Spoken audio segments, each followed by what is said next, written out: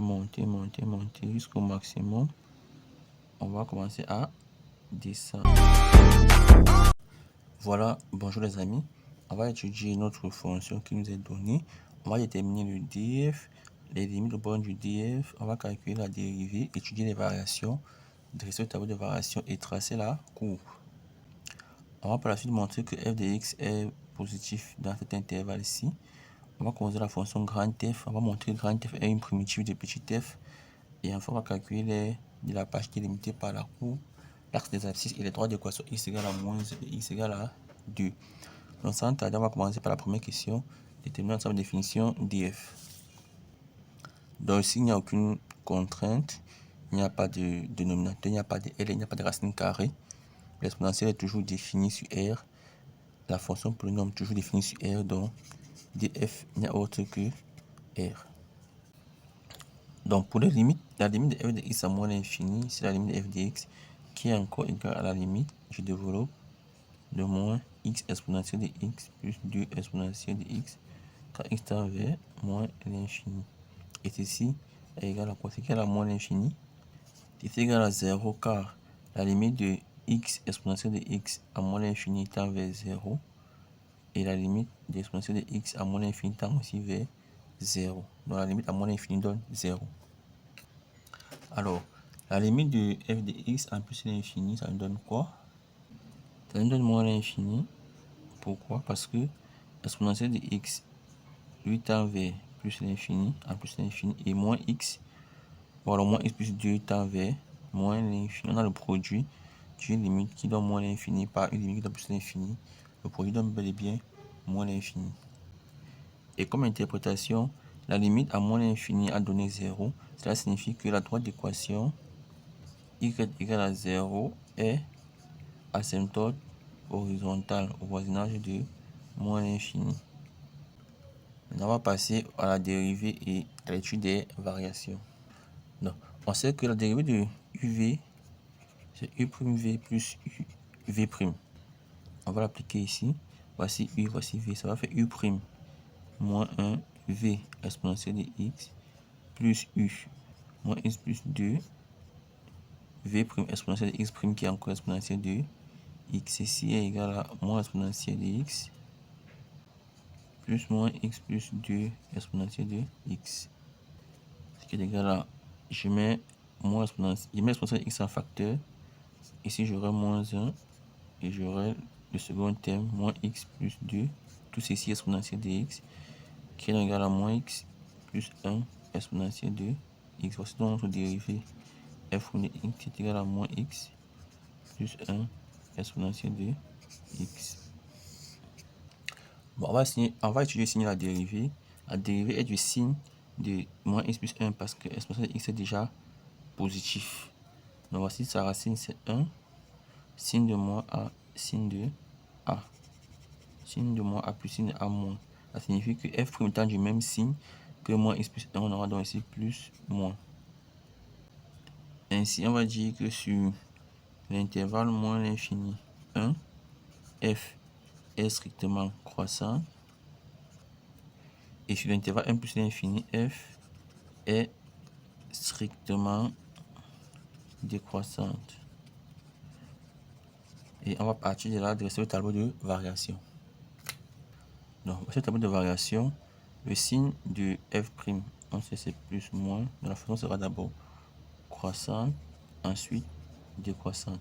La limite à moins l'infini a donné 0. La limite à plus l'infini a donné moins l'infini. Et f de 1, c'est quoi?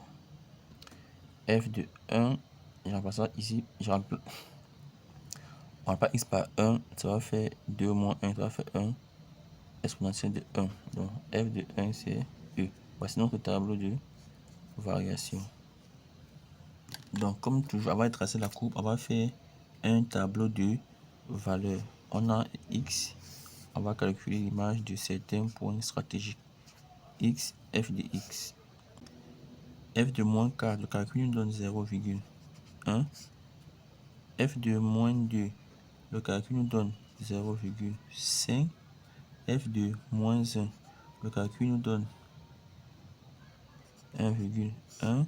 f de 0, le calcul nous donne 2, f de 1, ça nous donne E, c'est-à-dire 2,7, f de 2, ça nous donne 0, et enfin, bon, on prend la valeur 2,5, f de 2,5, ça nous donne moins 6, moins 6,1. Donc, on va utiliser cette table tout à l'heure pour tracer notre courbe. Voilà, on va tracer la courbe. Donc, on part d'ici, on a l'asymptote ici. Donc, on part d'ici, on va monter jusqu'au point de coordonnée 1E et on va redescendre. Le point de coordonnée 1E, il est voici 1, voici 2, 2,5. On est quelque part ici et on va redescendre. Alors, on a calculé f de moins 4, c'est 0,1, donc c'est très très petit. F de moins 2, c'est 0,5. On est ici. F de moins 1, c'est 1,1. On est ici. F de 0, c'est 2. F de 2, c'est 0. Donc, F de 3 quelque part ici en bas. On peut donc tracer notre courbe. On a ici, on l'a dit, on a l'asymptote ici. Donc, on va venir d'ici. On va monter progressivement. On va monter, monter, monter jusqu'au maximum. On va commencer à descendre, descendre, descendre. C'est plutôt f de 2,5 qui donne moins 6. Donc voici 2,5 ici. Donc 2,5 moins 6. On va passer par ce point-ci. Ce point-ci. On va donc tracer comme ceci. Donc voilà à peu près ma courbe. On demande de montrer que pour tout x appartenant à moins l'infini 2, soit x appartenant à moins l'infini 2, on va montrer que f de x est supérieur ou égal à 0. Donc si x est ici, ça signifie qu'on aura quoi? On aura x est inférieur ou égal à 2. C'est-à-dire, moins x sera supérieur ou égal à moins 2. C'est-à-dire, moins x plus 2 sera supérieur ou égal à moins 2 plus 2, c'est-à-dire 0. Et je vais appliquer l'exponentielle de part et d'autre. L'exponentielle étant positif, on aura donc moins x plus 2, l'exponentielle de x supérieur ou égal à 0 fois l'exponentielle de x, c'est-à-dire moins x plus 2, l'exponentielle de x supérieur ou égal à 0. Bon, ça c'est f de x, d'où on a f de x supérieur ou égal à 0, ce qu'il fallait démontrer.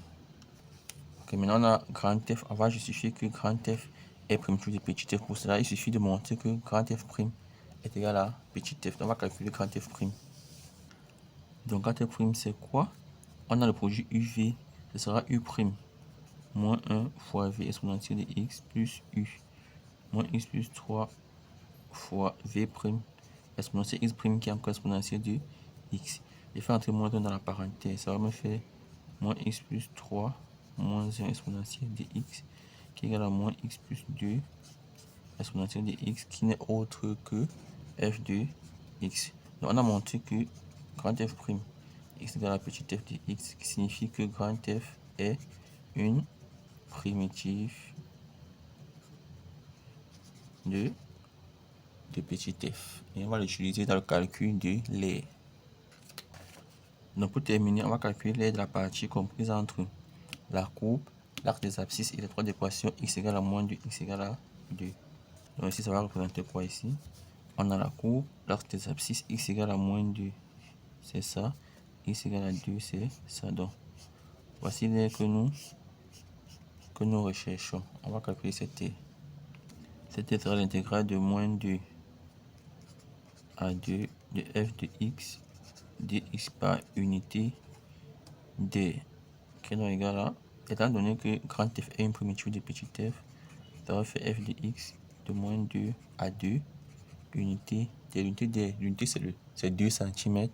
Donc l'unité d sera 2 fois 2, c'est-à-dire 4 cm carré. Ce qui est égal à f de 2 moins f de moins 2 fois unité d, c'est-à-dire fois 4 cm carré.